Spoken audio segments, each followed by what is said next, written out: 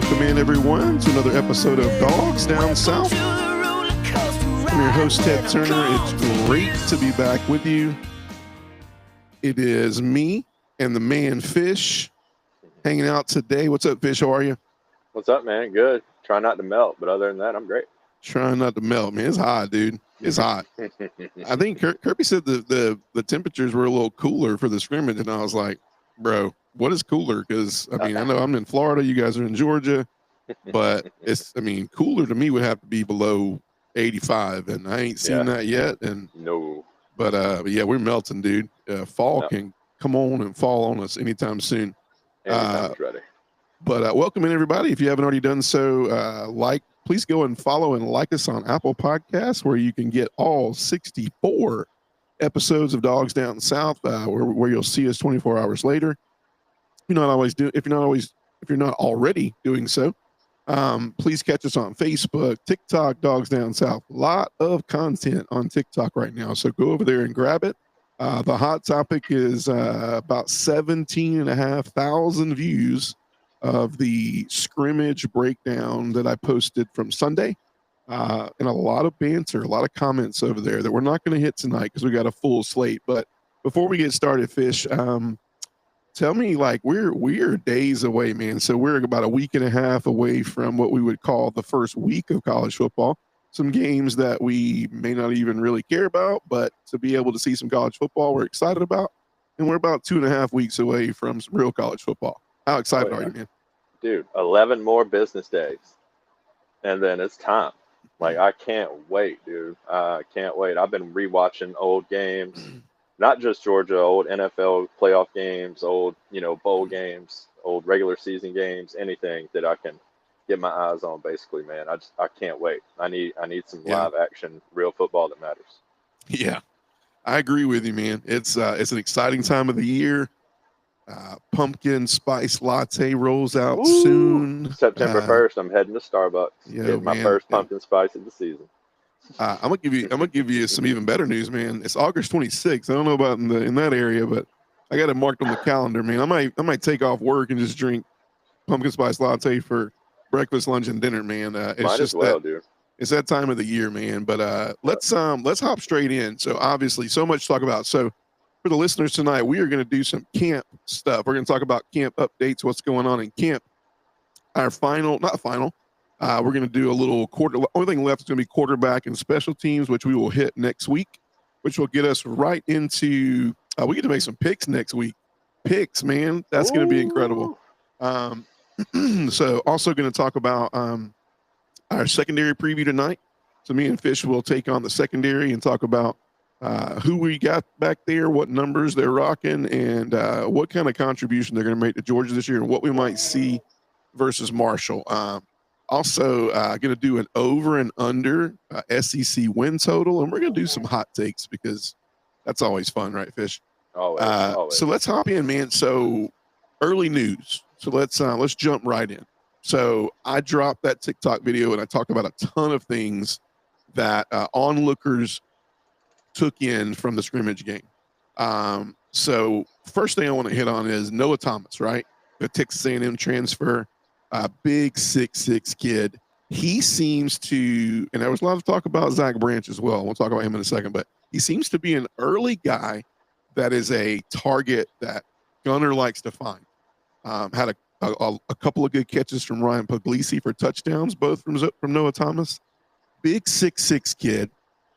So proven ability to me is coming out of Texas A&M. He's played in the SEC. Noah Thomas, not to mention the entire wide receiver room that we're obviously very excited about, but a lot of buzz around Noah Thomas. What do you think about it? Did you hear a little bit about Noah Thomas? Like, what's your take on that? Dude, Georgia fans are so thirsty for a big red zone target. We haven't had a dangerous red zone wide receiver threat in I don't know how long. And I'm going back. I mean, AJ Green, maybe. We haven't really had anybody that can just go up and snatch the ball and steal the ball, make catches he's not supposed to make, that kind of Right. thing. Bail the quarterback out a little bit, help the quarter. A quarterback's best friend, other than a good running back and offensive line. Right. Yeah. We were looking forward to Colby Young last year, and hopefully this year, if both of them are on the field at the same time, man, it could be dangerous. Right. Yeah. No, I agree. I think what he brings is a lot of excitement towards, the days of when we had the unguardable type receivers, right? Colby Young on the other side of him. We know what we missed from Colby Young last year, and man, I don't even know what does the world look like with 6'6" and 6'5". I mean 6'6" and 6'5", and we're not embellishing either. Like I've heard No. 6'6" is definitely like the height over there. So other news, Zach Branch. I mean, I've heard Zach Branch is real, man. Like I think what really made him real to everybody, you hear the statistics, you hear the he's going to be like this, you hear the murmurs from camp, but apparently he put a move up, in open field on KJ Bolden, and everybody was like, okay, he's a rock. So that's 5-star versus 5-star right there, and KJ lost that battle, but him and Noah Thomas, out of a lot of other names that's been thrown out there, is really, really good to hear, man. And Zach Branch is fast. He's got great hands. Thank you, Lord. Yeah, I know, right? I mean, I speed had without enough of the drops last year, man. Yeah, man, speed without the ball is Aaron Smith, right? Oh, yeah. So crazy. But yeah, so excited to see him. A lot of news. Elijah Griffin, man. I'm gonna go ahead and put a hot take out there. Elijah Griffin, freshman of the year in the SEC. I don't know, man. Came in number 1 ranked defensive tackle, coming into the SEC. In the country, and he is turning some heads. He ran with the ones. He's big. He's fast. He's winning some battles up there against some offensive linemen who know how to do it. What do you like? What have you heard about Elijah Griffin? Basically, what you're saying, man. I mean, he's showing out, and I think he's one of a couple of freshmen that are definitely going to see the field a lot this year. And it's kind of freshman versus freshman up there. Juan Gaston, Elijah Griffin, two just mammoth dudes, dude. I mean, just monsters down there, man, battling. It looks good. It's fun to watch. It's fun to hear about. It's fun to talk about. I'm excited. Yeah, you mentioned Juan Gaston. So Juan Gaston is 30 pounds lighter. Can't believe I did not believe this number, but the number was thrown out there that he came in at around 370 pounds, and he played exceptionally well the last part of the year. In high school at 370, he dropped about 30 pounds. So he's running about 340, but he was running really well at 370. But so let's talk about Juan Gaston for a minute. So a lot of people would look at this as like, is the glass half full or is it half empty? Is the offensive line just not performing? The reason why he's threatening to hop into this right guard position. Obviously, we talked about Daniel Calhoun, Michael Uini. So he's in that mix, man. And so my two things is either he's in that because he's a 3-and-done type player. That's what we like to call him in college football, is you're out of here, after your junior year, which we know. But a lot of them people are not necessarily because of body type, but they're saying, hey, Andrew Thomas type guy comes in. Andrew Thomas, freshman, started for Georgia, was a guy that was just doing everything he needed. He had great technique. He had great work ethic. And so is he being talked about breaking into this lineup because he's really just overachieving right now, or is Daniel Calhoun and Michael Uini just not? I think it's the lighter of the two. I think it's a real battle because I've heard great things about all three of those. What have you heard about Juan Gaston other than he's a giant human being? He's in the rotation pretty much, after, like, guaranteed. Like, I don't know. I mean, starting, not sure. Freshman starters on the defensive line, or offensive line. I mean, I don't know. It just he asserted himself this Saturday. And that's a thin position. Our whole O-line, our depth there isn't great. Like, you're not well enough to make you feel really comfortable. And we took another hit. Our backup center Mm-hmm. Mm-hmm. went down in the Yeah. scrimmage. So I don't think that is what it is, though. Like you said, I think he's out there doing what he needs to do. He's Mm-hmm. making a big impact, and not no pun intended, but Yeah. he's doing it, man, and Yeah. he's just one of those guys. I think he's gonna be there. He's gonna be the guy this year. I agree, man. I agree. Speaking of, Malachi Tolliver, I think is the one that went down backup center. That's something to watch. I mean, I've Yep. heard that it's not a substantial. We're a month away from playing Tennessee. It's kind of the one you look at and go, okay, like it's kind of what you gauge it off of when you're looking at injuries right now, like Yeah. Tennessee and Knoxville. But the thing to look forward in there too is that the next guy up at the center position behind Drew Bobo is a true freshman. So yeah, so not something. I mean, I think if I heard Mike Griffith talk about it today, actually, that I don't think that's a position that they're too worried about as far as depth. I think they think Tolliver will be back and he's fine. He's just Good. a little bummed up, and I think that there's a lot more to be worried about. Not necessarily worried about, but it's not on the list of radar as injuries were last year at this time at camp. When we're talking about possibly only have one or two scholarship running backs at this time last year. So, and I'm not going wood to say that, but Oof, I know, but right? something to look after. I mean, Tolliver is the backup role. He has the most experience after Drew Bobo, so something to actually keep after. A lot of not much about Gunner. Not much about Gunner. I think what I heard is out of the three quarterbacks, and I mentioned this in my video on TikTok. Kind of a little bit more legs underneath him. He's quick. He's twitchy.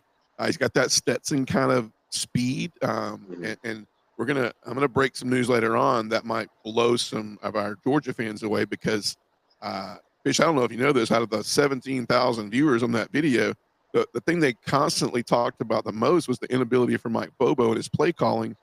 But my thing is this year is I think what you're going to see is that Kirby's going to try to get us to a point where the run game is successful this year so that it takes a lot of pressure off of Mike Bobo and Gunner Stockton. But we'll talk about it in a little bit.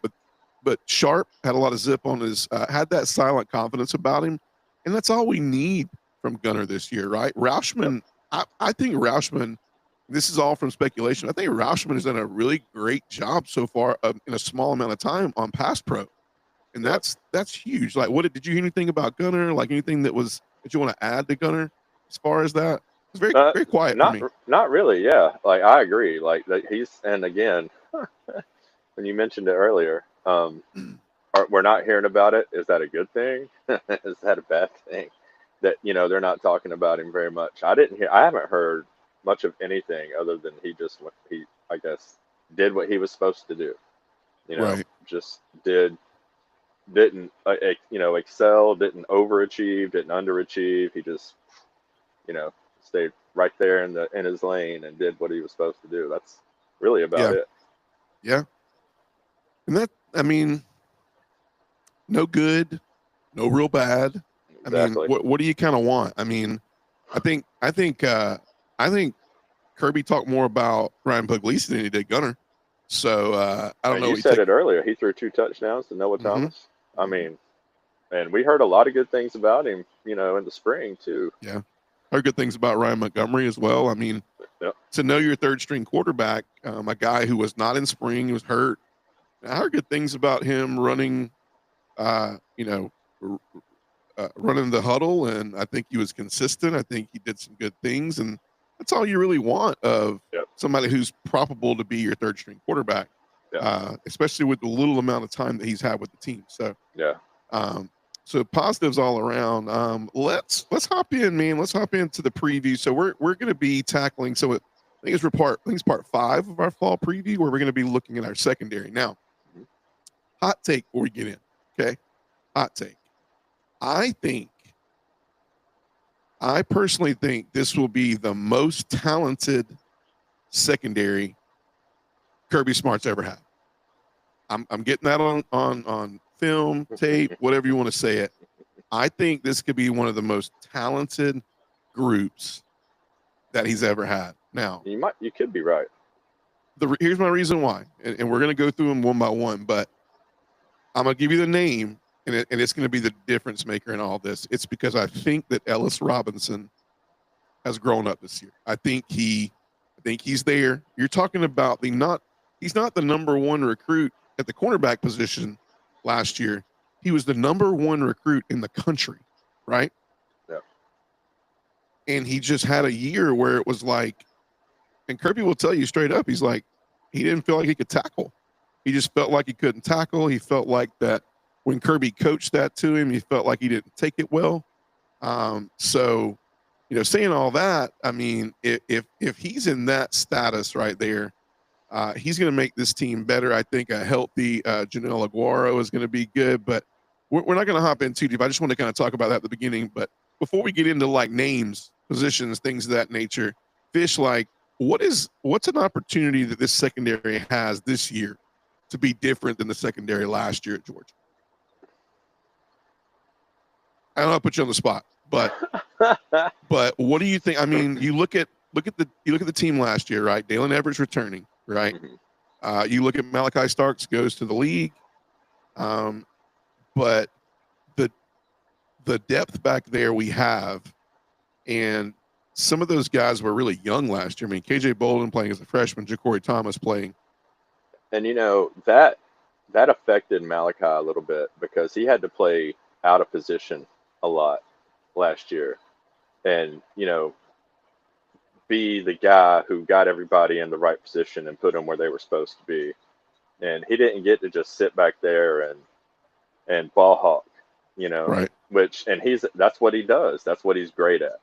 That's what he excelled at, his athleticism and his ability to go get balls and catch up to balls that are going over his head, to hawk him down. I mean, he was a INT king, and I can't believe he didn't have more. I agree. In his career. I really can't. I agree. And what's his name? Humphreys is gone, and I don't care what you say.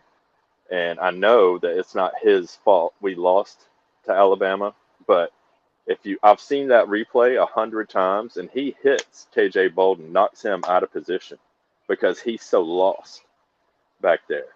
And if we win that game, it's like the butterfly effect. Would our season have been different? Not saying that is why we got beat by Notre Dame, or struggled against old. I'm not putting that on that. But Right. what I'm saying is, mentality, we just beat Bama. That's a big hurdle for us. I don't care what any Georgia fan says.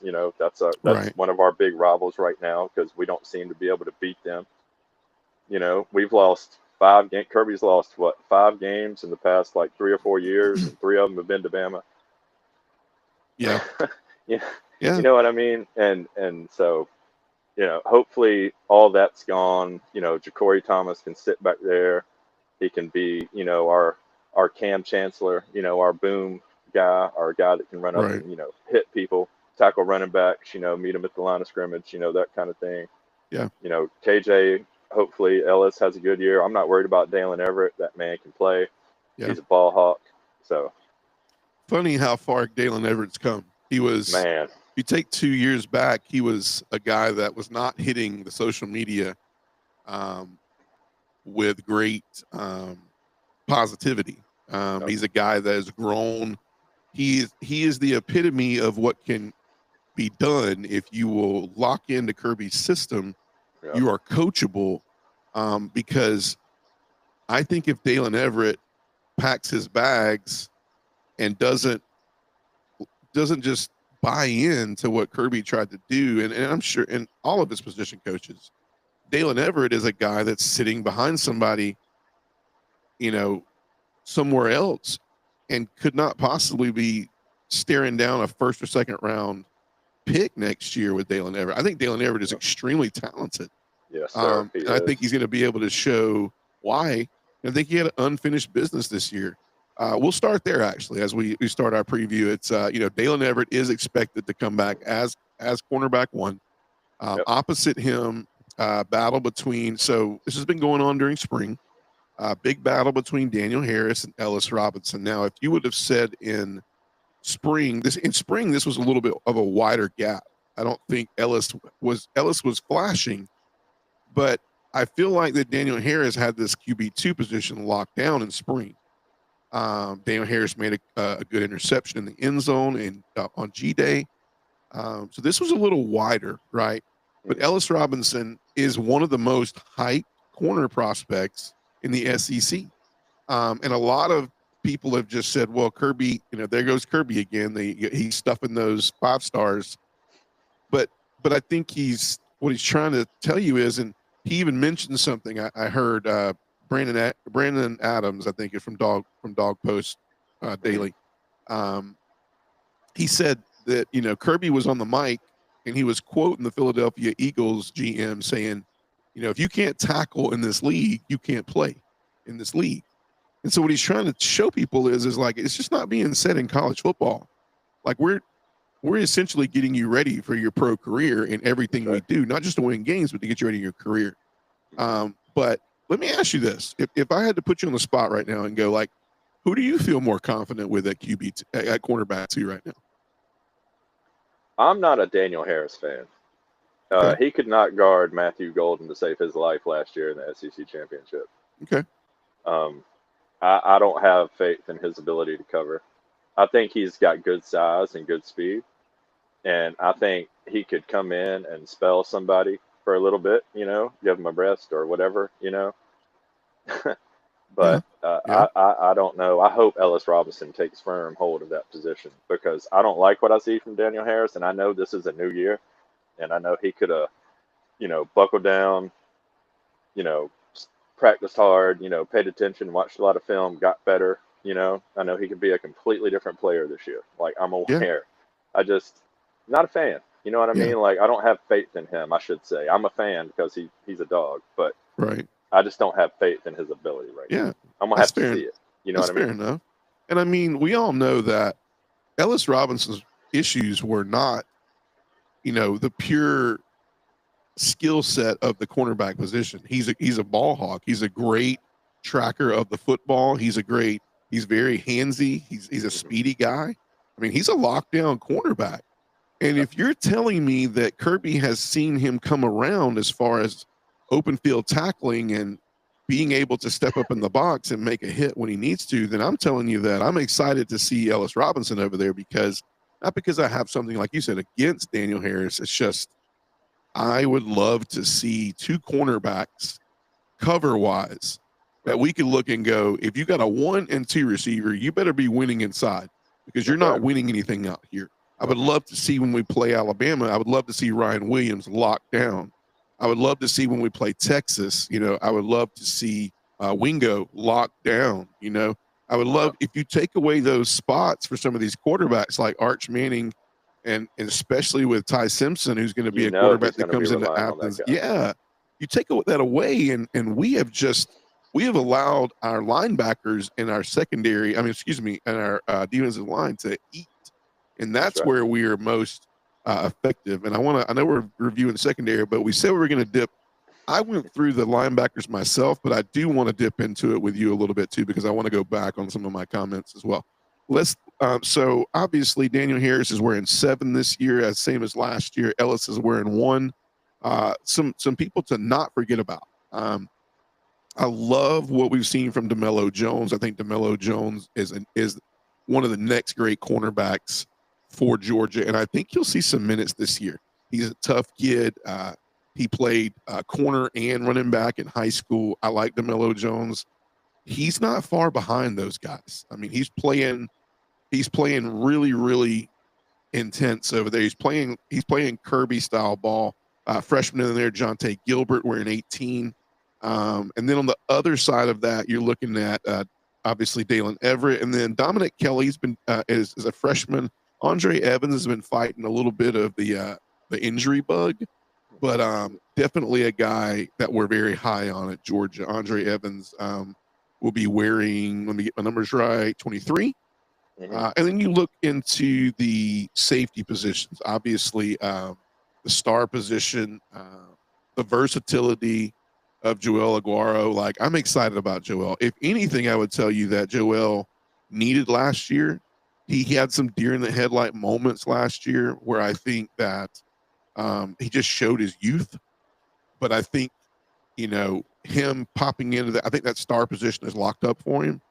And I think he's going to be a guy that really shines there. Another five-star kid in our secondary. Yeah. Ja'Cory Thomas looks like he's going to be manning that strong safety role. I like Ja'Cory. What you get with Ja'Cory is you get assignment football. You get a very headsy kid who's been in the program. He's got some matureness back there. Matureness in the SEC nowadays is like sophomore, redshirt sophomore. I mean, it doesn't get too much to junior and senior, right? No, and then, let's get this out of the way. So KJ Bolden, I mean, guys, rangy, unreal. Him next to Ja'Cory and Aguero, physically tackling, maybe one of the best physical secondaries you'll ever see at Georgia in the last 5 years. I don't know. What do you think, Fish? I mean, when you you look at those four names and you add Joel to it in those nickel formations, what do you feel in that? I agree. And because I mean, Keely Ringo wasn't great. I don't know if he got lucky. I mean, he made a couple of really good interceptions and his like big time interceptions. That one against Tennessee and definitely everybody remembers the one against Bama. But that pass was terrible. That ball had no business being where it was. I mean, he was in the right place, right time. Outside of Javon Bullard and Malachi was young, in 2021, 2022, the back-to-back, he was still kind of young, but like outside of Bullard, I mean, yeah, our secondary was questionable at best, but it was okay that they were because our D-line and our linebackers were so good, that it didn't really matter. They picked up the slack, so, but Agreed. yeah, I'm excited. But I want to know who's our Bam Bam, who's our guy who's going to lay the wood, like that's what I want to know, because we got a bunch of speedy guys, I feel like, that are going to be in the right place at the right time, but who's going to run up and like make the receiver, have alligator arms when he's coming across the middle, or running a post, is Ja'Cory Thomas or KJ going to run up and wham, like who's that guy? That's what I want to know. I think that's Aguero, man, and I think KJ Bolden as a freshman was one of our best tackling secondary folks last year. I mean, I don't know about you. You would think when you see, and we saw this last year. I mentioned it in some videos in the past. Probably one of the years of watching us get the football ran on us and watching the first and second level get exposed a little more than we liked last year. So we were able to see, okay, well, what's this secondary about? When I saw KJ Bolden having to get an opportunity to make sure that, that runner didn't break it out for another 20, 30 or a touchdown, I was confident. And most times he won those battles. Yeah. And that's as a freshman, Yeah. And so I'm head over heels with KJ Bolden. I think he is a Malachi Starks kind of guy. He may have a little higher ceiling in an early age, more than Malachi had, because Malachi was still forgive me for this, but he was a little more of an athlete, a little more of a unicorn type thing. KJ's more of a kind of a strong, very just not scared to hit you, as well as a really good cover person. And I think he knows the defense. So I mean, there's not much. I can't say much bad about what the safety position looks like this year. Probably a little bit more confident than I was last year, because nobody had seen KJ last year. We were all going, we hope KJ will be this guy, but we didn't know. So we had Malachi. We had what's going to go over here in the cornerback position, because Julian Humphreys was a question mark. But we at least know that Daniel Harris and Ellis Robinson are huge step ups from Humphreys. Humphreys looked confused half of his career at Georgia. I mean, he really did, man. Like he did. It was hard to watch at times, and he crazy spins around. Like he gets lost. Like he's running and he just starts spinning around, and like, dude, what are you doing? Yeah, exactly. I mean, it was weird. one of the most athletic and just built cornerbacks that, I mean, he's going to play for Texas A&M this year, and God love him. If they can get the best out of him, great. We don't want to, I mean, I never want to see bad. I'd love to see him win, not against Georgia, obviously, but we don't play him unless we see him in the playoffs. But you know, it was just a weird dichotomy, man. A couple other names. All right. If you don't know Zion Branch, find this guy. So I've seen this guy. He's going to be number 2 in your media guide. He's the brother of Zachariah Branch that came with him from USC. I've seen this guy in pads. I saw a picture. You can go Google it. He is a daunting looking guy. I mean, he is jacked, bro. Jacked. He's going to see the field. Like, he's going to see the field. That might, and once again, he's a KJ Bolden. We don't know much about him. But you asked, who's going to be the guy that wants to stick their head in and just lay the wood to anybody coming across the middle? I've heard good things about Adrian Maddox coming over from UAB. These could be the 2 guys. You know, I mean, We've seen it from Ja'Cory. We've seen it from KJ. They're not scared of contact. We've seen it from Dalen. We've seen it from Aguaro. I mean, Aguaro is the closest one that reminds me a little bit of the old headhunters, Thomas Davis's, Greg Blues. Oh, yeah. Aguaro has that build to him, that physique about him. But I agree that's an open book right there. But I think Zion Branch, for what you're asking, he looks the part. He's a specimen, dude. He's jacked. And then a couple other names to throw out there. So Todd Robinson, freshman coming in from Valdosta, Georgia. A lot of people will know Todd he'll be wearing number 22. He was a quarterback at Valdosta last year. Played more quarterback than he did secondary, but he came in as an athlete for Georgia. Jalen Morgan is a name back there. Rashawn Dinkins. I've heard good things about Dinkins, man. He's a freshman. One of those guys like Nate Frazier. He came in.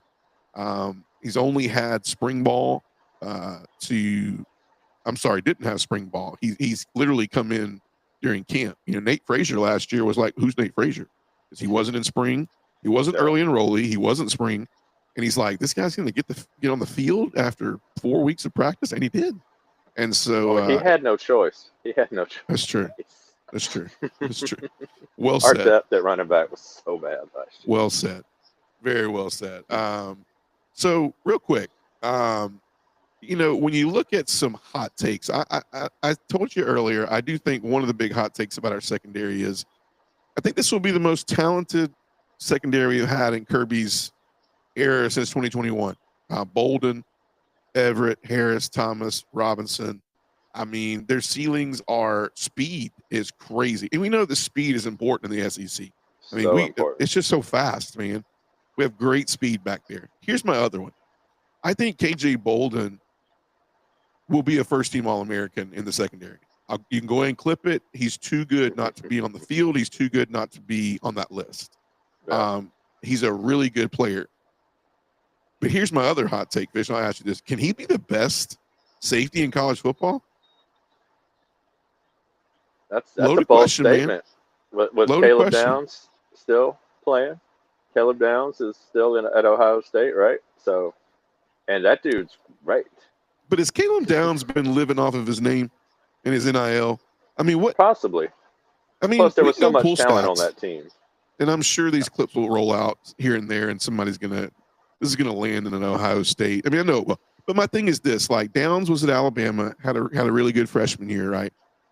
He was a specimen. Any freshman, I mean, KJ Bolden's known about all over the country as well, but any freshman that has played substantial downs for a top 10 team, but also a top 2 or 3 SEC team in the country, their name's going to get thrown out there. You know, it's like, wait, freshman, you know, Georgia, who's this guy? You know, freshman, Ohio State, freshman, Alabama. I mean, he played for Nick Saban his freshman year. That's hard because that's Kirby stuff there. It's like Saban didn't like freshmen on the field either. He wanted you to prove that, you know what I'm saying? So it's like, I mean, I'm just telling you, and maybe I'm biased. I think KJ Bolden is a for real serious contender for first team All-American, and he's in the mix, in my opinion, for probably one of the best safeties in college football. Dude, I love it, man. God, I'm just saying it. I like KJ. He's got instincts. he's got the instincts of like a linebacker, man. It's like a linebacker in a safety's body, ball skills of a wide receiver. Travis Hunter type ball skills, in my opinion. Yeah, I said it. Travis Hunter gets pressure. He goes for turnovers too. I mean, that's something that we've missed, in my opinion. Starks was a guy that would win one-on-one, but when it came down to it, and it may make Kirby a little nervous, but Bolden likes to go for turnovers. He likes to take the chance of going, I can get it, because I think he feels confident enough if he doesn't get it, he can still get it. Like, look, I miss it. You're going to get 10 more yards on me, but I'm going to go for it, because we all know that, man, that flipping and reversing field position in the SEC is crucial. It's crucial with these offenses and defenses. Yeah. But I think Bolden is always in the middle of everything. And I think that's what Georgia needs this year, especially with if you can get that group in the middle right, and you can get Ellis Robinson and Dalen Everett as lockdown cornerbacks, that's why I'm telling you that I think that this is the best secondary that Kirby's had in a long time. Not to mention the fact that you got year 2 of T-Rob. You got year 2 of T-Rob, and you got Kirby in the mix, and you got, I mean, little less Muschamp, but he's still there. But you got T-Rob, who's been he's in the system. The kids know who he is. They know the expectations. Schumann is. I mean, this defense is. I'm going to tell you, the defense is going to be better than last year. I'm just going to tell you that. I mean, it's going to be better than last year. Let's loop around the linebackers. I know you wanted to flashback, and I do too. Let's talk linebackers a little bit. We'll give them out. I want to know what some of your takes are, because I had a new take as well. Obviously, C.J. Allen, excited about C.J. Allen. Justin Williams, 5-star freshman that came in last year, highly recruited. A.J. Crua, Raylan Wilson, Chris Cole, Zayden Walker, the freshman out of Sly County. I don't know if we'll see much of him, but at the jack over there, you're probably looking at Gabe Harris, Elo Madozi, Quintavious Johnson, Chris Jones. I've heard good things about Chris Jones. Chase Linton. I heard Chase Linton's been on the microphone a lot. You don't want to hit the microphone a lot with Kirby. But I also can tell you that there's a lot of clips out there of Kirby resonating in the parking decks and neighborhoods. And so he's coaching right now, man. Like, the microphone is getting the best of him every day. So let's talk linebackers. Let's briefly hit linebackers real quick, because I love our linebackers, man. Like, I am pumped about our linebackers. Yeah. The guy I listen to in the afternoons he's from around Sly County. And he's really big on that kid out of Sly County, Walker. Well, Zayden I don't Walker, know his first name. Zayden Walker, yeah. Yeah. He's really, really high on him, and he had a good scrimmage too. Like, he made some plays. He looked all right. It could be really scary, man, with CJ and Raylan in the middle, and Justin Williams and Chris Cole out here on the edges, playing outside.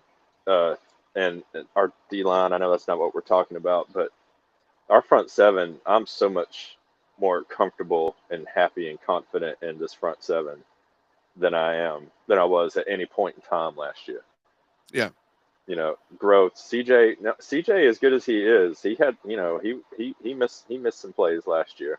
He missed some tackles, got called out of position a couple of times. Raylan does too, and he's one of my favorites, because I love a single-digit linebacker. I really do. Like, number 5, like, that's awesome.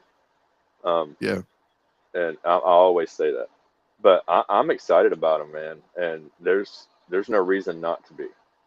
Yeah. Like, our linebacking group is scary. And I don't like just being LBU, because I feel like we're RBU, but we're definitely coming with it this year. Yeah. I'm gonna be honest with you. I'm with you, man. I get excited about talking about linebackers, but let me throw this in here. So I don't know about everybody else, but I was pretty sad. I mean, Jalen Walker was a guy. I think I've told this story a couple of times, but Jalen struggled at times to really break into the linebacking group that got a ton of the snaps. But Jalen's work ethic was incredible, and I always every G Day for 2 years straight, I was like, dude, 11's, man, he's so, like, he's so well put together. I feel like he's all over the field. I feel like he's got so much talent. Like, what's keeping him from breaking this lineup? And why don't we see more of Jalen Walker? And then last year to see him put together the season he did and to be as unstoppable at times as he did and to earn that top 15 pick was incredible. And so you always, in my opinion, get, a lot of times, when you look at comparisons, like you don't really see like, oh, well, Jalen Walker was like, you don't see people going back like 10 years ago and comparing him to a linebacker. It's usually like within the present 1-2 years, right?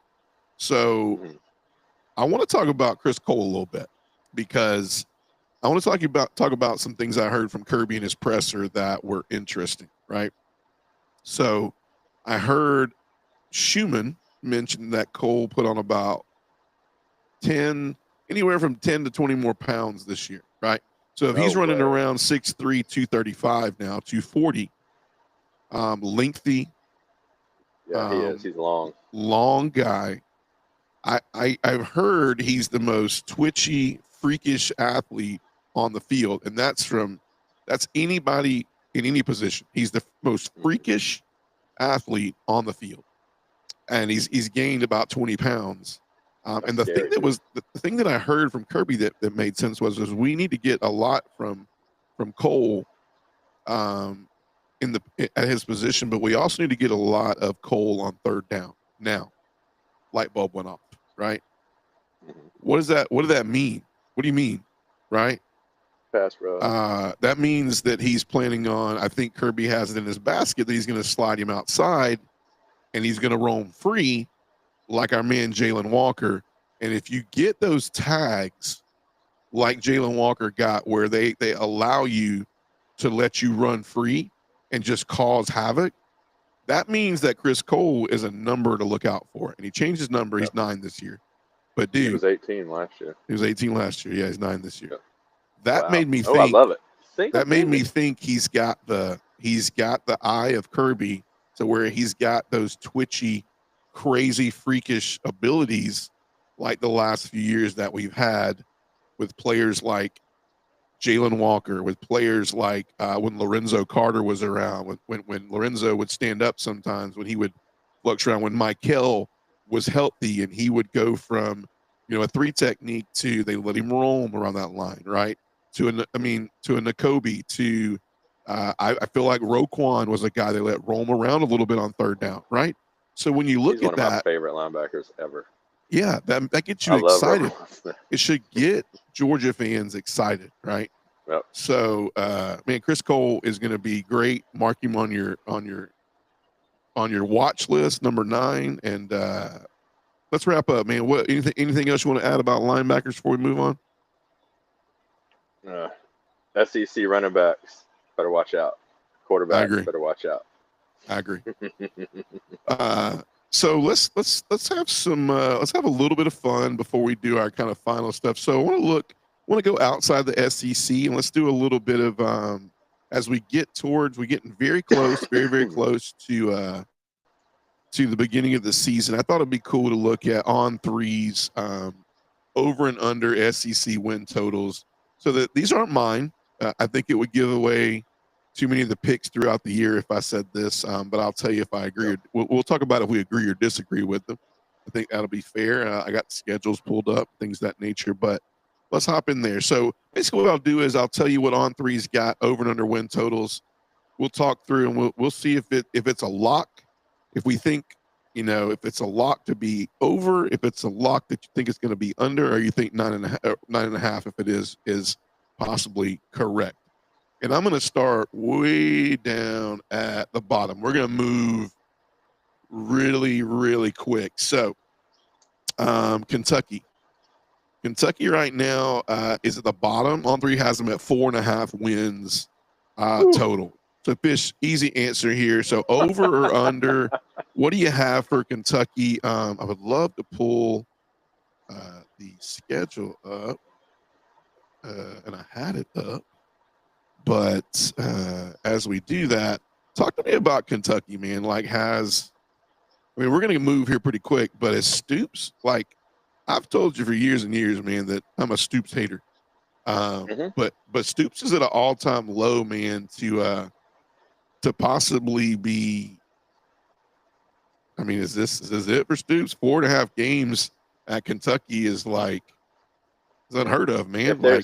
If there's anybody better out there that Kentucky can afford or get their hands on, or that's willing to go to Kentucky, which is one of those schools who might not have the NIL money like some of the Right. other, rivals and other teams in the SEC. I don't know, man. I think so, but I think Kentucky may feel like he's the best they can do right now. Who's somebody who wants or is willing to be there at least. Maybe doesn't want to, but he's willing Yeah. to. I don't know. I don't know. I don't. Kentucky kind of fell off. I don't know. They were a team to be talked about last year preseason. Brock Vandegrift. Pops transferring over there. They got a couple of Georgia guys. And they got some other guys, and you got this really good defensive lineman. I don't remember his name. He's gone to the league now, I think. I don't know. I'm kind of tired of it. I'm ready for him to go. So you got Like I've listen, listened to you for the past 2 years, hate on this sorry, man. man. So I'm ready now, Ted. I'm just like, bye. Hey, man, listen. I'm just. I mean, he's got to get. So he's got Toledo. He's got Toledo. That's a win. Ole Miss. That's a loss. Yep. Eastern Michigan on September 13th. That's a win. They're 1-2 there. Open. They go to South Carolina. That's a loss. They're 1-3. At Georgia's a loss. 1-4. Open. At Texas is lost. 1-5. I'm sorry. I got this all wrong. So Toledo's a win. So they're 2-4 going into Georgia. 2-5 after Georgia. 2-6 with Texas. 2-7 at Tennessee. At Auburn. 2-8. 2-9 against Florida. They'll get Tennessee Tech. That's 3. Vandy at Vandy. I don't know. Louisville at Louisville. That's hard to say, man. I don't know. Old I think they get Pavia back there. Louisville, maybe, right? So Louisville gets them their 4th. I'm going to be honest with you. I'm under 4.5. Where are you at? I'm right there with you, man. I'm under 4.5, and if that's the case, Because he's I gone. think Vandy is a team that everybody put everybody on notice last year that as long as Pavia is there, they're not to be underestimated. Right. Anything's possible. Because they should not have beat Bama last year, but they did. Diego Pavia is also going nuts on all these podcasts about how Vanderbilt's winning a national championship. They got the best team in college football. They got the top NIL. Did you hear all that? You see all those interviews? I did. Yeah, he's definitely not the smartest man in the world. Crazy, man. But Arkansas. he's just out there making, contributing to the hype train. I think he is, man. I think he's just trying to get people to look at Vanderbilt. And he also said that he wants to. His goal is for Vanderbilt to be the top team in the state of Tennessee. He thinks that Tennessee does not need to be the top dog in Tennessee. All right, so Arkansas 5.5 over and under. Is 5.5 over a lock, or is under the more way to go? Alabama and A&M is a win. Arkansas State's a win. They're 2-0. They're at Ole Miss. I gotta say it's a loss. Memphis, man, that's a tough one, man. Memphis ain't no joke, dude. That's at Memphis. No, they're not. It's at Memphis, man. Let's give them the win, man. Let's give them 3-1. Notre Dame's a loss. 3-2. Tennessee 3-3. Texas A&M 3-4. Auburn 3-5. Mississippi State 4-5. At LSU 4-6. 4-7 against Texas, Missouri. I got them under, man. And I got them under, and then I got Sam Pittman losing his job if they do. And I like Sam Pittman, man. Yeah, I do too, because Tennessee is interesting because this is probably the best defense Josh Heupel's ever had. But who's their quarterback? Joey Aguilar. That transfer from UCLA is not guaranteed to start. I've been hearing that he has not looked great this fall. So, yeah, I don't know. I'll go under as well. And bye-bye Sam, unfortunately, because I like Sam. Big fan. Bye-bye Sam. And is that the best opening job for John Gruden? I'll say it. John Gruden wants to coach. Kentucky fires Stoops and Arkansas hires him.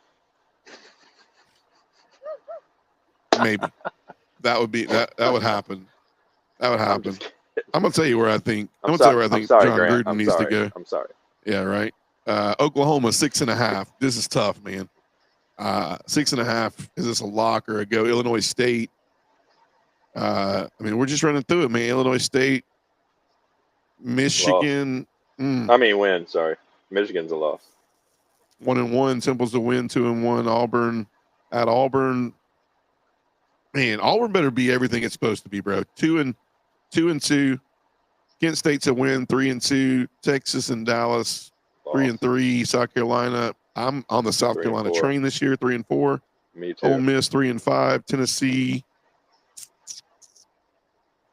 I think they win Tennessee. I think they come in and redeem the hype banner. 4 wins there. No, it's a road game. Alabama's a loss. Missouri. I got them beating Missouri, man. I don't think Missouri's real. I'm calling it now.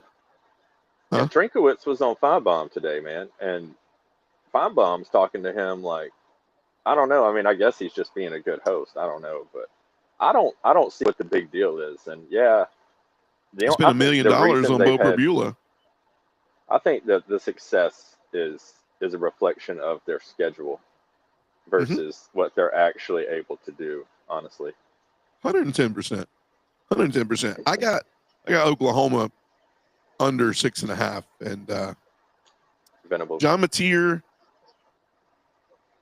will be a difference maker. Although can this guy make it out of the Venmo scandal right now? I mean, he bet on college football. I mean, is it Venmo? Is it real? I mean, I don't know, man. You tell me.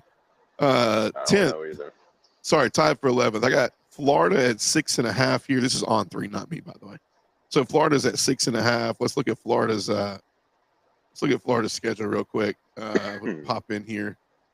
This is, by the way, the hardest schedule in the league, right? Right now, is this the number 1 strength schedule? Yeah, rough, man. Long Island, though. I mean, that ain't. That's a win. They started out with South Florida and Long Island. Woo! That's a win, That's right? A gauntlet, South Florida. Ted. That's a gauntlet. Don't look past South Florida now, too, because I like the old Tennessee guy down there at South Florida. I'm not saying they're going to win, but I'm saying that's an interesting game. I forget his name, but he's got a really high-powered offense. But I think they get it done 1-1. They better get it done at LSU.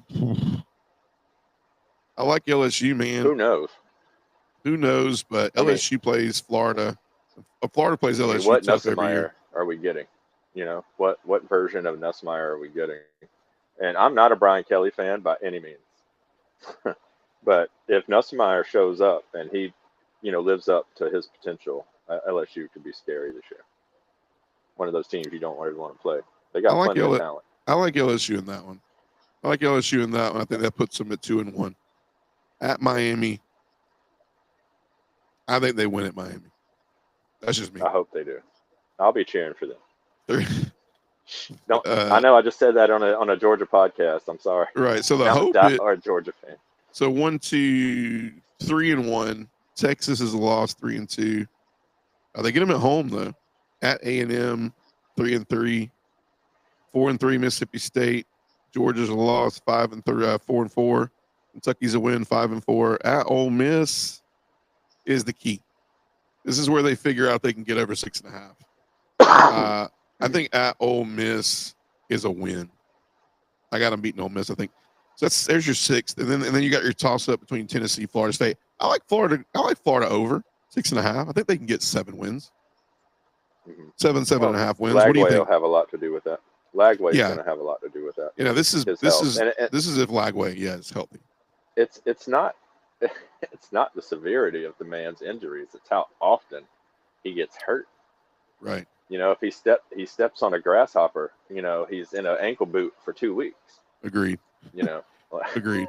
It's wild. So who knows? It's crazy, man. It's crazy. Lagway. Yikes. All right, moving. Oh shoot, moving a little bit faster now. So I got the Gamecocks. Man, this is a tricky one. On3's got them at 7.5. Man, are you okay? So Fish, tell me this: are you high on the Gamecocks or no? I'm high on Lenore Sellers, and that wide receiver they got. And that defensive lineman, I don't know his name. Nick Harbor. Are you only high on Nick Harbor because he's got a 99 speed on College Football 26? That has a lot to do with it. I put a lot of faith in those video game Does ratings, he have bro. that 99 speed this year? I don't know. We gonna find out. I mean, we don't play him, but I'm definitely gonna be watching him. I haven't played it. Have you played the NCAA game this year? No, but I've been playing a lot of 25. Oh, really? I haven't bought it yet because I'm gonna buy it with Madden. I'm gonna buy them both at the same time and save some money. I hear you. All right, so Virginia Tech in Atlanta. It's a win. It's a win. South Carolina State's a win. Vandy's a win. Missouri's a win. 4-0, man. Could they be 5-0 going into Baton Rouge? Into LSU. 5-0. They lose to LSU though. 5-1. Oklahoma's a win. 6-1. Alabama's a loss. 6-2. Ole Miss is a win. 7-2. At Texas A&M.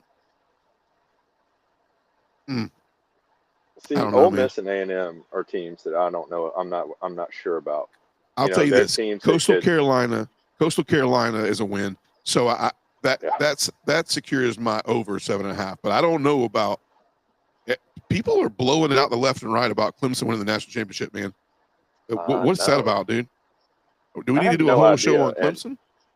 It's Cade Klubnik is why, I believe. And everybody wants, Dabo was so hardcore, and he actually dipped his little bitty pinky toe in the transfer portal this year. So all that crap he's been saying for the past 3 or 4 years is just out the window. The man let go of his morals and his beliefs, and he hit the transfer portal for one or two guys. I don't know how many, but I know small little pinky toe. He probably hit it under. Like they wanted to be at Clemson and players should make money because they deserve to make money. It wasn't portal. I mean, it was like an explanation. Kirby is like is like him as well. With I want guys that want to be here, that buy into the culture. I don't want to bring in a guy for 1 year, give him $2 million, and him screw up the locker room, and then go off to the NFL next year, and leave a broken locker room in his wake. Right. So I mean, and Dabo has been firm with that, and I can respect that. I really do a lot, because our coach is like that. Yeah. But in today's game, you have to be willing to adapt and change a little bit. And I know he's got a bunch of the guys he recruited, and he has lots of faith in his ability and the guys, he brings in, and his ability to vet good talent and, good people. Uh-huh. So we'll see. I don't know. Wow, man. I will tell you this, man. When you look at the SEC and you look at some of these teams that are hovering in that 7.5 error, and then you look at Clemson, it's like that's what I want to look. That's the measuring stick to me. Is there's a lot of people out there that have Clemson winning the national championship, and I'm like, if you put Clemson in the SEC, what is their win and loss total, right? Because you only get to see a Bama or Georgia or an LSU or Texas once, playoffs, maybe twice, maybe the first game of the season, Correct, but like Clemson ain't getting and then through South that. Carolina game. So that just makes me think it's like I don't know. We could do a lot about Clemson. I'm not buying it. Missouri 7.5. This is where it's going to talk about that schedule. The Central Arkansas, I think Kansas City to win. I mean, Louisiana Lafayette. What is this, bro? What is this? 3-0. South Carolina, I think, is a loss. 3-1. UMass is a win. 4-1. Alabama's a loss. 3-2. At Auburn. Who you got that game? I know this is early Auburn. Favorite. So if you changed it, okay. So I'll take that. So 3-2. I got at Vanderbilt. Well, go ahead. No. When we hit Auburn, I'll mention it. Yeah. So at Vanderbilt, so I got something to say about Hugh Freeze. 3. Yeah, no. Me too. Me too. But yes, definitely. So Alabama. So it's 3-0, 3-1, 4-1. Alabama 4-2, 4-3. Vandy's a win, maybe 5-3. Not by Pavia's terms. 5-3. A&M. I think A&M's a loss. At Oklahoma, I'm under. I'm under for Missouri. I just don't know what people see in Missouri. Bo Perbula, this running back is pretty impressive, I heard, but he was running in the Suncoat. What is that league? I mean, bro, you're not running in the SEC. The Sun Belt, I think. The Sun Belt. Yeah, there you go. I'm about to call it the Sun Coast. You're not running in the SEC, man. and I don't take that seriously. Take that to Feinbaum. Auburn. So hopping into Auburn, 7.5 is what they have Auburn at. So let's take a peek at Auburn's schedule really quick as we get through it. So I heard a quote from Hugh Freeze that Lane Kiffin went and jumped all over. Have you seen this? So apparently, my God, yeah, I heard it today. Apparently, let me pull this. I don't botch it. Apparently, Hugh Freeze says, and I quote that. I don't want to botch this. So this was basically off Lane Kiffin poking fun at the fact that Hugh Freeze said that Derek Nix calls first down, Kent Austin takes care of third down, and apparently Hugh Freeze takes care of second down, right? That's right. Something like that. And then Lane Kiffin goes, well, do they have somebody taking care of fourth down? Like, what is that, Who's man? the fourth down guy? What is that? I don't know. And he's not doing himself any favors. Now, here's one of two things are going to happen. It's going to be revolutionary.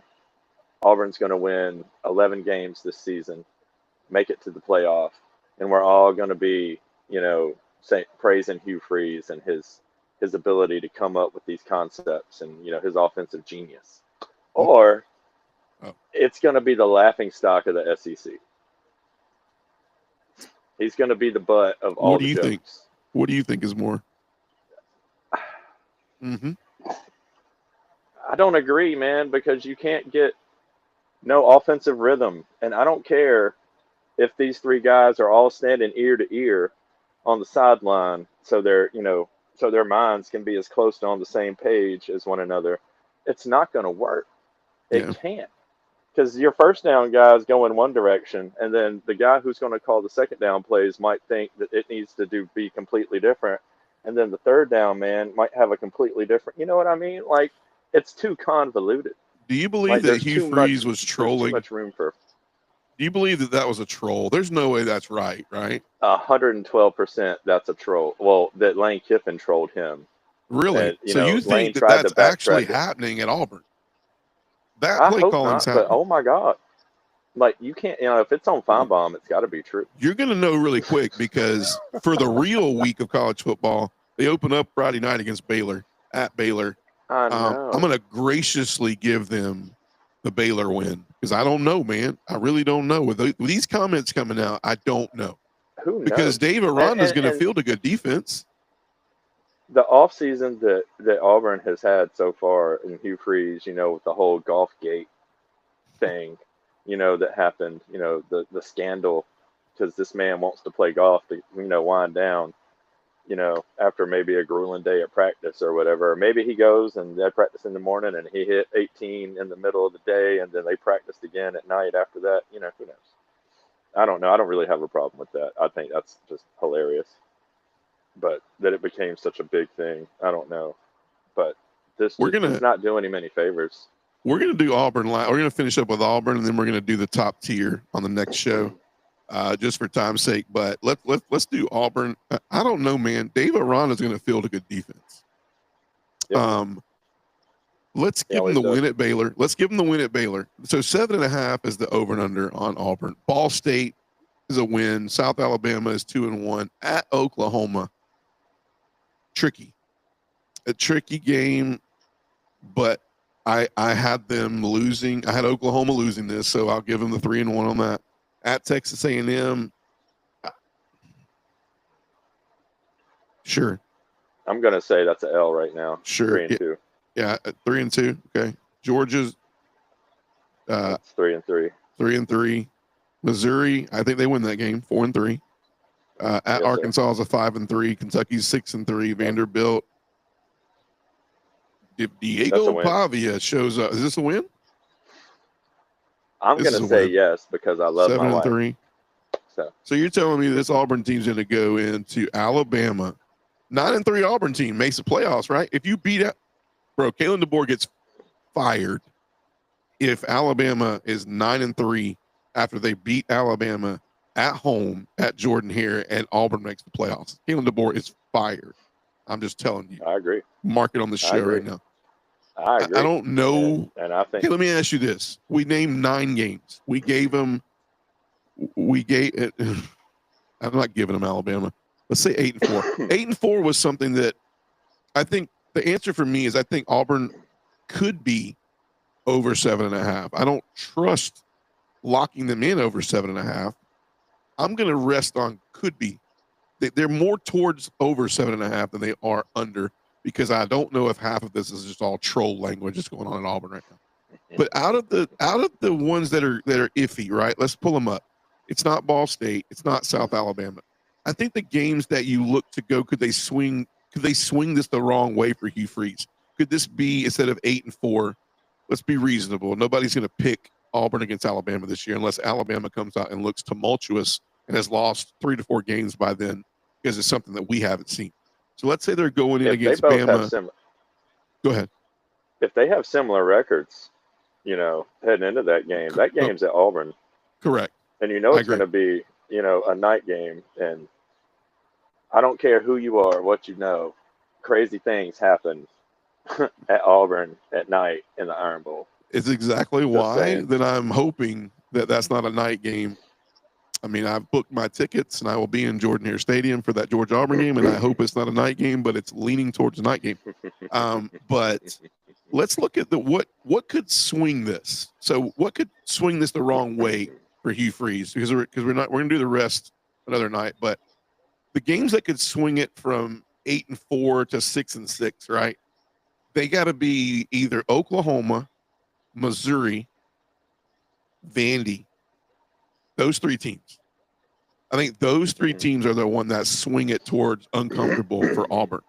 So, what 2 out of 3 of those games are the most unpredictable that it's really hard to just go, I give them the win now, but it could very easily later on, depending on how Auburn's playing, be a loss. For me, also because I don't know a lot about Missouri, that's got to be Missouri and Oklahoma for me. That could swing this from an 8-4. Assuming right now, without seeing anything, assuming that Alabama's a win, that Alabama wins that game, just based off of talent alone, 8-4.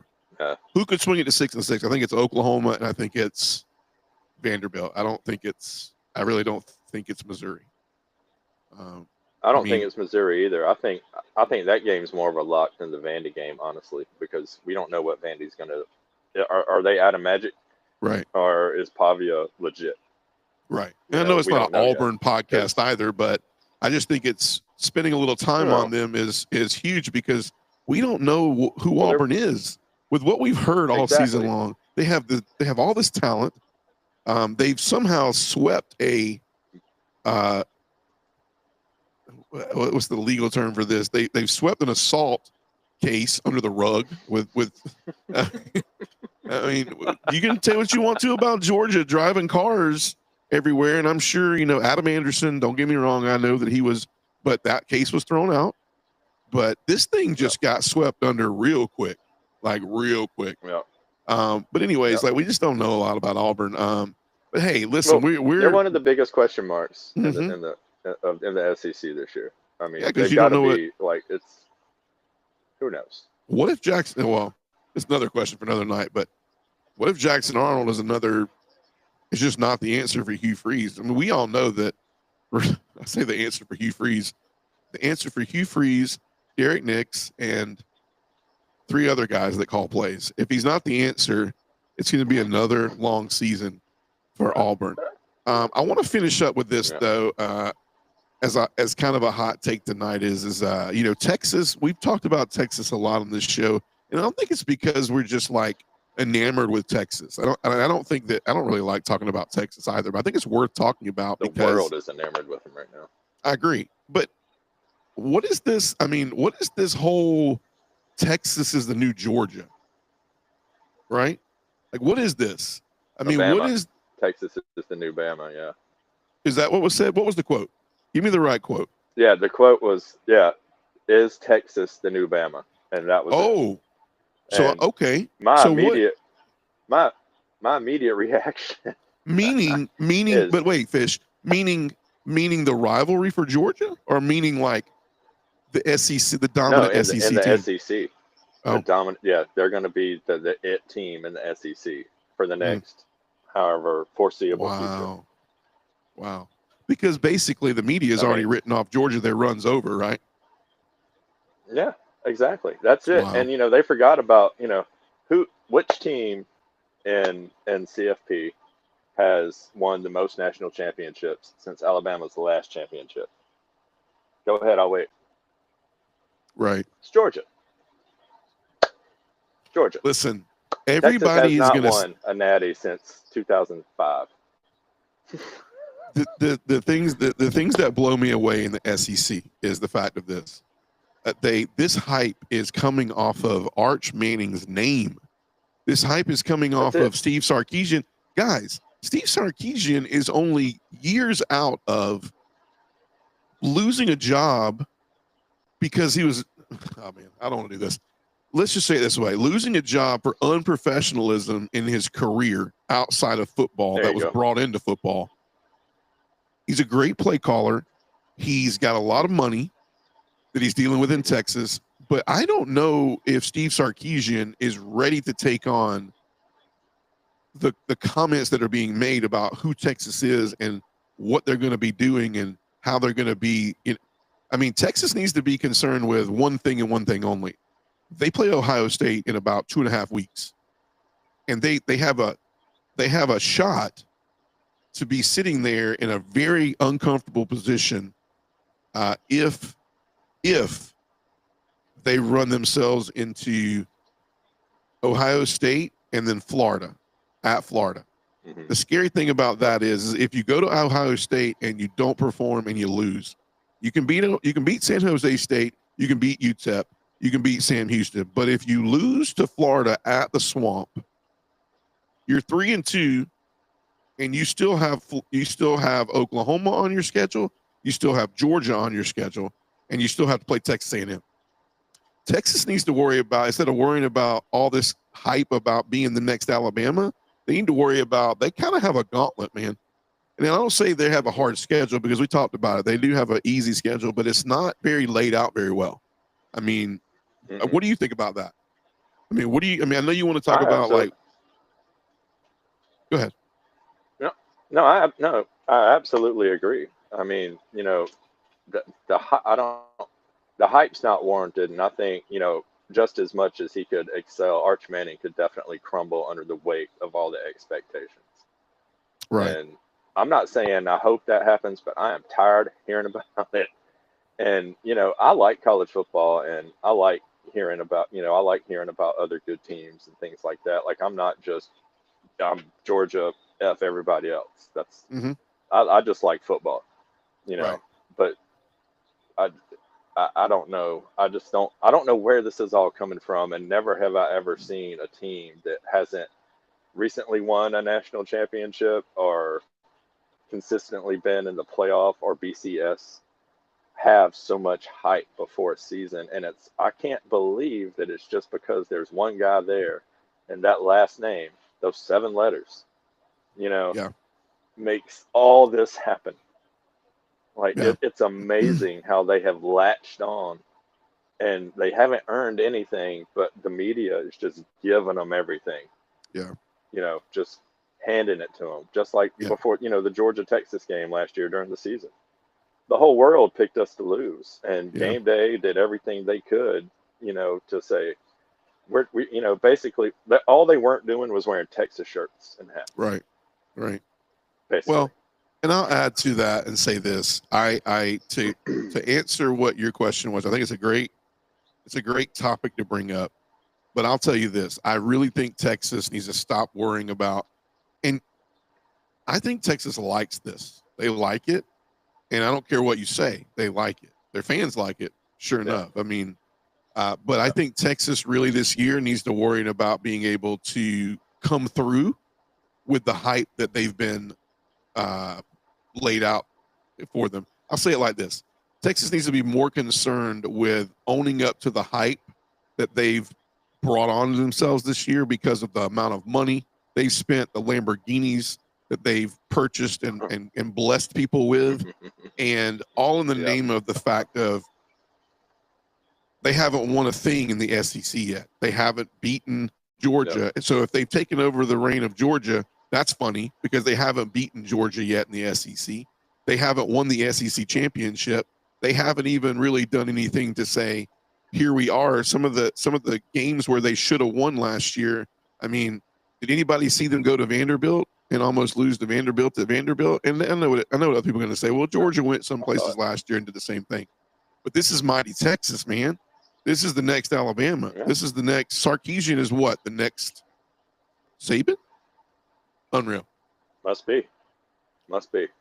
Well, we'll leave it at that. I mean, that was a Feinbaum topic, right? That's funny.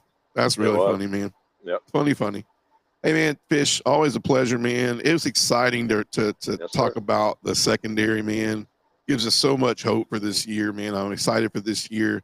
Talking about the linebackers, reviewing. We got a scrimmage coming up Saturday. I don't think you'll hear much more about these scrimmages in any more detail. If anything, I think that it was kind of a more of a Bloody Tuesday type scrimmage this past week. I think you'll see a little bit lighter of a scrimmage and more focused on fundamental stuff on this next scrimmage. And I think the next one will be just making sure that all ducks in a row on play calls. Probably going to see the last scrimmage before we play Marshall be maybe what you see as far as the starters that roll out there against Marshall. One thing I want to add is for viewers, I thought it was really cool to see that one of the things that Kirby has taken on this year is he wants the team this year to play with, I don't want to mess this up, fire, passion, and energy. So he wants the team to play with fire, passion, and energy. He wants to see who's going to be doing that. So as you're seeing these picks roll out from fall and fall camp, they actually have assigned the blue caps for players who are playing with fire, passion, and energy. And you are seeing a lot of those float around. The thing that I noticed the other day is the amount of these blue caps that I see in the linebacker corps and the wide receiver corps. And that's exciting because in my opinion, if you have that wide receiver corps that's wearing a lot of them, I saw London Humphreys have one on. I saw Zach Branch. I saw C.J. Allen. I saw Chris Cole wearing one. There's a few people out there, but if you're wearing that, we all know that, man, Kirby's not a guy to really just put something on you and say, hey, yeah, you're getting it because you probably deserve it or need to get it because you hadn't had it. No, I think the people that are wearing them are people that are really having great, fall practices and that are really showing up and working very hard. And London Humphreys was a guy I saw with that. That's really good to see. You kind of expect it a little bit with Zach Branch because of the hype. You expect it with Chris Cole. You expect it with CJ, but it was cool to see it on London.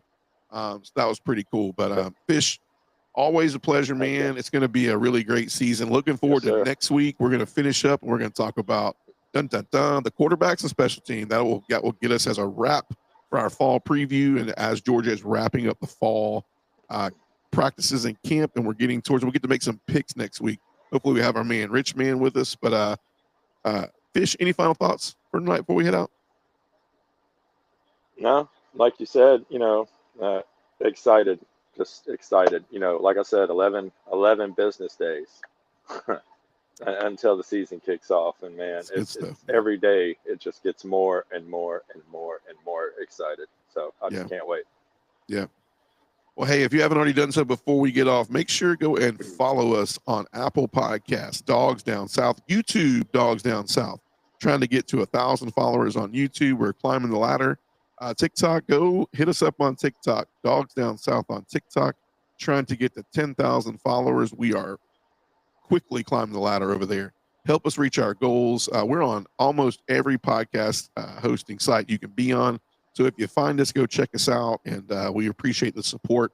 For my man Fish and for Rich Man, who isn't with us tonight, we missed you, buddy. but had a Yes, really sir. great night, and looking forward to next week and looking forward to getting close to some Yep. picks. But Fish, enjoyed it, man, and I hope everyone has a great rest of Yes, their sir. week. And as always, go Dogs. Go Dogs.